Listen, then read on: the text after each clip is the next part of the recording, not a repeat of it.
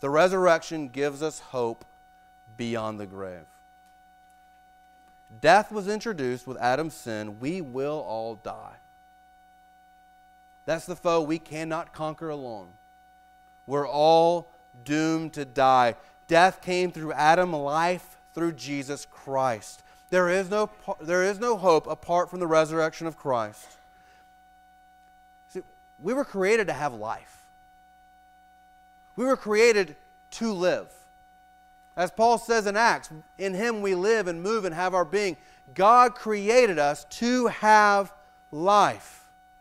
That's why death is so difficult. That's why death is so painful. It's against our very nature. It's against what we were created for.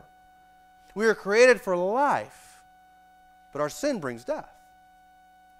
We were without hope, but Jesus Christ came to conquer death, to conquer the grave, so that when we believe in Him, we know that death isn't the end. Death is the beginning. Death begins a new life, a resurrected life, where we have a glorified body, where we are no longer not able to sin, but in the glorified body, after the resurrection, we are not able to sin. God completely frees us from our sin nature so that all we do is praise Him, delight in Him, and enjoy Him.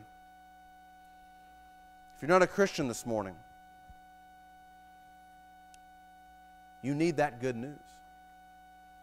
Death is not the end. Death will bring about the judgment for everything we have done, everything we have said, everything we have thought, everything we have loved.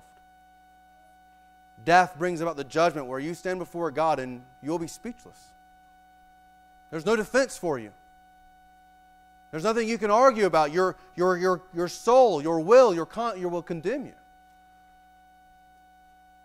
There's hope. And that hope is only in Jesus Christ, who rose from the grave, who will come in and say, no, this one's sins are forgiven in my death and my resurrection. If you're a believer this morning, how much does a resurrection change the way you make every decision?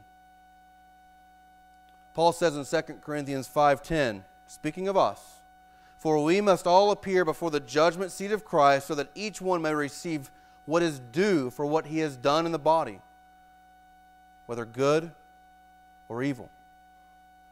Now, we will not be condemned if we believe in Jesus Christ. He has secured our salvation. But when we stand before Christ, if we're believers and after we die, we stand before Christ, we're going to have to give account for everything we did.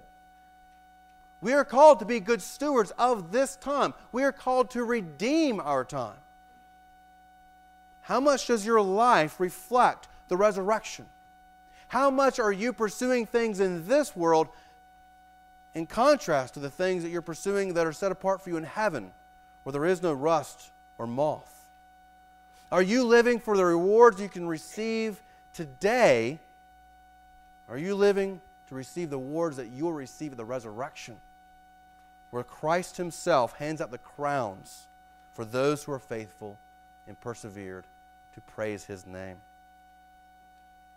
Friends, the resurrection is the most important doctrine we confess, because in it encapsulates the gospel. Jesus was God, He is man, and He is the mediator, and He alone gives us salvation.